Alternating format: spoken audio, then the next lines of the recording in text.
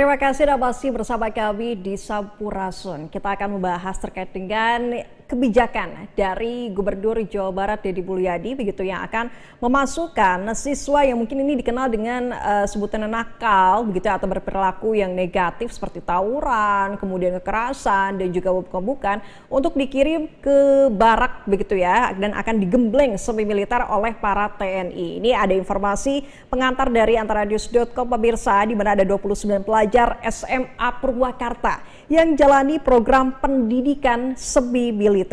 Bupati Purwakarta Saiful Bahri bin Zain melepas keberangkatan 29 pelajar SMA dan SMK ke Markas TNI Rindam 3 Siliwangi Bandung untuk menjalani program pendidikan semi militer. Selain Bupati, para guru dan orang tua siswa juga ikut melepas keberangkatan para pelajar itu ke Markas TNI. Sebanyak 29 pelajar SMA SMK diberangkatkan dari Kodim 0619 Purwakarta menggunakan bus yang disediakan oleh pemerintah Kabupaten Purwakarta untuk menuju Markas TNI Rindam 3 Siliwangi Bandung. Ia mengatakan para pelajar yang diberangkatkan ke Markas TNI untuk menjalani pendidikan semi militer itu ialah mereka yang sering begadang, bolos sekolah, hingga terlibat pergaulan bebas seperti merokok dan konsumsi minuman keras. Nantinya para pelajar SMA SMK itu akan mengikuti pendidikan paling cepat 2 pekan hingga 6 bulan dan bisa juga sampai 1 tahun kalau siswanya masih belum disiplin.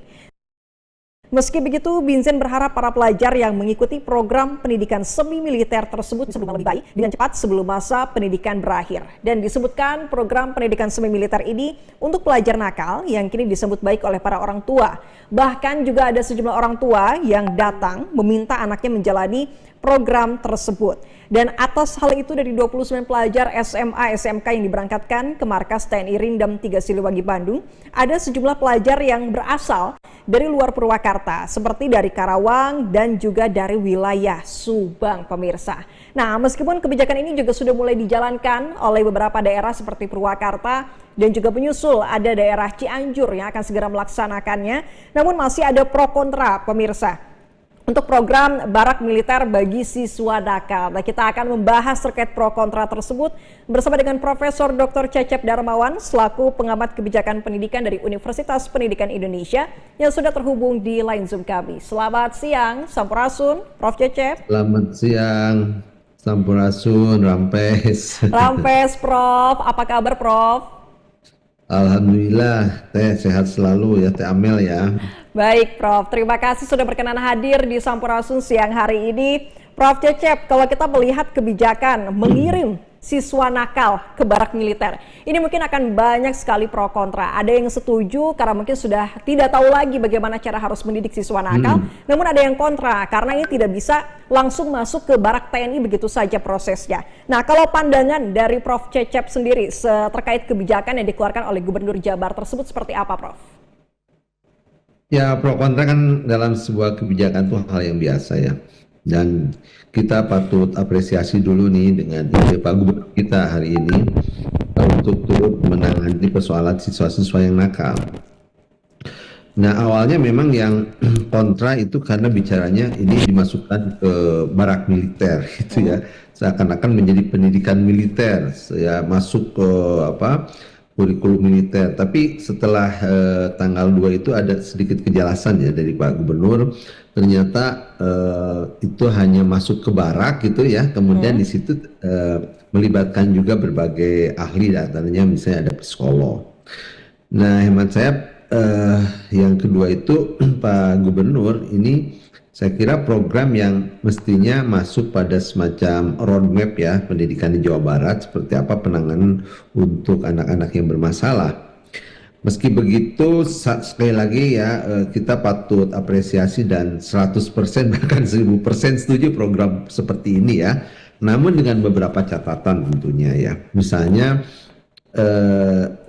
program ini harus menjadi bagian yang tak terpisahkan dari program pendidikan penguatan karakter ya gitu ya. Yang kedua juga program ini bisa menjadi bagian dari upaya penguatan pendidikan bela negara gitu. Dan mungkin langkah awal adalah untuk para siswa yang bermasalah ya. dari sisi tadi sikap, perilaku, karakter. Tapi sebetulnya program penguatan pendidikan karakter dan bela negara itu selayaknya juga untuk seluruh siswa yang ada di sekolah gitu. Tentu bertahap ya sifatnya. Nah, ada beberapa masukan ini kan bagaimana seorang siswa yang masih kategori anak ya, masih di bawah 18 tahun boleh itu masuk pendidikan militer. Ya kalau pendidikan militer TNI wajib militer tentu itu ada aturan ya. Tetapi langsung di sini adalah masuk kepada institusinya saja, tempatnya saja di situ ya. Dan hal yang hal yang nggak dilarang dan bahkan sering kali ya mahasiswa juga atau siswa kan kalau ada pendidikan tertentu di tempat-tempat militer itu seperti hal yang biasa. Misalnya kalau di kampus itu ada menwa ya, latihan seperti itu.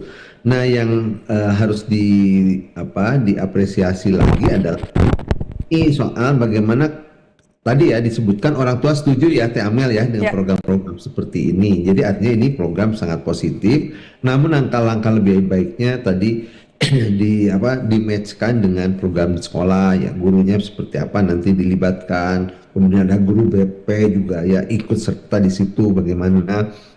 Terus ahli-ahli psikologi di situ ya masuk, dan mungkin juga ada penguatan dari spiritualitasnya gitu ya, selain fisik yang di tempatnya gitu. Dan model boarding school seperti ini atau menginap itu juga dibuat kurikulumnya untuk berapa lama gitu ya. Dan harus dievaluasi setelah program ini selesai gitu. Setelah dievaluasi mana yang kurangnya diperbaiki gitu. Baik. Kemudian Prof, kalau melihat dari konteksnya pendidikan karakter begitu, ini disampaikan berulang kali oleh Gubernur Jawa Barat Deddy Mulyadi bahwa ini adalah pendidikan karakter, bukan ingin menggembleng anak-anak sekeras mungkin, segalak mungkin, tapi adalah mengubah karakter dari anak-anak yang mungkin bisa dikatakan nakal dengan yang tadi disebutkan ya, bolos sekolah, begadang, bahkan mengarah ke pergaulan yang bebas dan sulit diatur. Nah, apakah pendidikan semi militer ini sangat relevan, bisa menjadi salah satu opsi yang harus dipilih kalau kita melihat era sekarang, kemudian karakter anak-anak sekarang yang mungkin sulit untuk dinasehati dan mudah terbawa dengan pengaruh dari media sosial, Prof? Ya, sebagai bagian dari shock terapi gitu ya. Menurut saya selama itu terukur untuk kepentingan anak-anak sebetulnya tidak ada masalah. Yang penting terukur tuh. Ada SOP-nya, ada prosedurnya. Dan saya yakin juga institusi TNI yang melatih juga tahu ya, misalnya kadarnya untuk anak-anak SMA itu seperti apa gitu. Makanya perlu pelibatan berbagai pihak juga agar bisa ada semacam ramuan ya atau kurikulum yang relevan, yang lebih bagus gitu bagi anak-anak itu ke depannya. Dan jangan lupa tadi saya katakan bahwa pasca kegiatan ini, sebaik apapun program ini ya, itu harus ditopang oleh pasca kegiatan. Artinya bagaimana nanti ekosistem di sekolah, di rumah juga ya harus mendukung terhadap pasca program ini. Karena kan program ini tidak bisa terus menerus ya, tentu ada jangka waktu. Ya misalnya berapa lama, apakah 2 minggu atau 1 bulan atau lebih atau berapa, ya tergantung nanti dari sisi kebutuhannya ya. Tapi yang jelas saya tadi tekankan program ini bukan hanya kepada anak-anak bermasalah ya. Mungkin langkah awal di sini dulu, selesaikan dulu anak-anak yang bermasalah, yang nakal, kemudian ada kurikulum untuk juga yang anak-anak yang relatif tidak nakal atau anak-anak baik lah gitu ya. Dan ada itu dua, yaitu soal kaitan dengan pendidikan karakter dan soal bela negara ya, ditanamkan di situ. Sehingga program itu menjadi idol lah ya, jadi semacam ciri khas pendidikan di Jawa Barat. Nah itu bagus ya, makanya Pak Gubernur sebaiknya juga melibatkan kampus-kampus di Jawa Barat ini ya untuk juga terlibat dari program ini gitu. Baik, Prof, ini kan masih baru begitu ya, masih baru sekali pada tanggal 2 Mei kemarin mulai dilaksanakan. Nah, kalau kita nanti bisa melihat hasilnya begitu ya, kira-kira sudah ada hasilnya selama 1 pekan atau mungkin sudah berbulan-bulan, apa mungkin yang bisa menjadi indikator tolak ukur keberhasilan dari berjalannya program ini? Apakah kalau perubahan karakter atau perubahan dari sikap sudah pasti begitu ya Prof ya, tapi apakah yang lebih jauh lagi dari perspektif pendidikan yang bisa merubah dari si anak tersebut, Prof? Ya, pendidikan kan bicara soal kognisi, afeksi, psikomotor ya, tiga aspek itu. Kalau kaitan dengan kognisi, misalnya pengetahuan, ya tentu ukurannya sejauh mana yang tadinya tidak tahu jadi tahu itu ya. Tapi kalau kaitan dengan sikap, perilaku, tindakan ya afeksi dan psikomotorik ya skillnya misalnya. Nah, saya kira di sini lebih kepada soal afeksi ya, itu soal afeksi, yaitu bagaimana anak-anak itu supaya sikap perilakunya berubah dari yang tadinya malas jadi rajin, yang nakal jadi baik gitu ya. Maka porsi nanti di dalam tanda kutip lah pendidikan atau pelatihan di barak ini adalah program soal perubahan perilaku atau karakter yang tadinya kurang baik atau tidak baik menjadi baik. Jadi ukurannya di situ. Nah, bagaimana?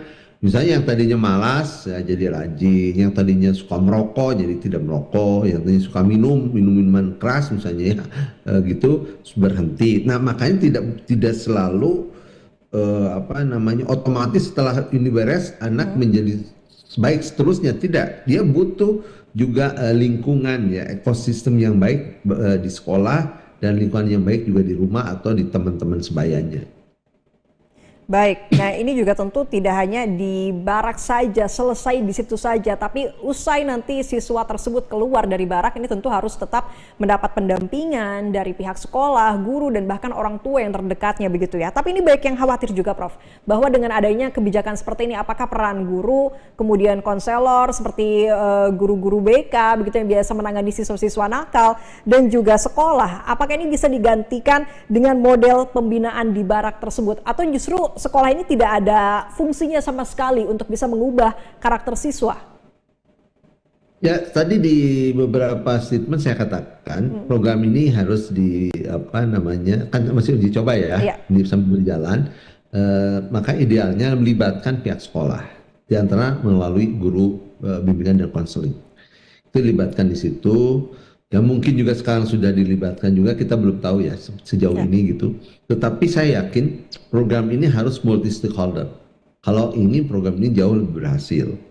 Multi stakeholder di situ libatkan sekolah tadi ya, unsur perguruan tinggi, mungkin nanti ada perguruan tinggi juga melakukan riset-risetnya. Ya seperti apa supaya program ini nanti mencari model yang terbaik bagi pendidikan karakter di Jawa Barat. Jadi jangan konotasikan pendidikan di barat itu pendidikan militer, bukan.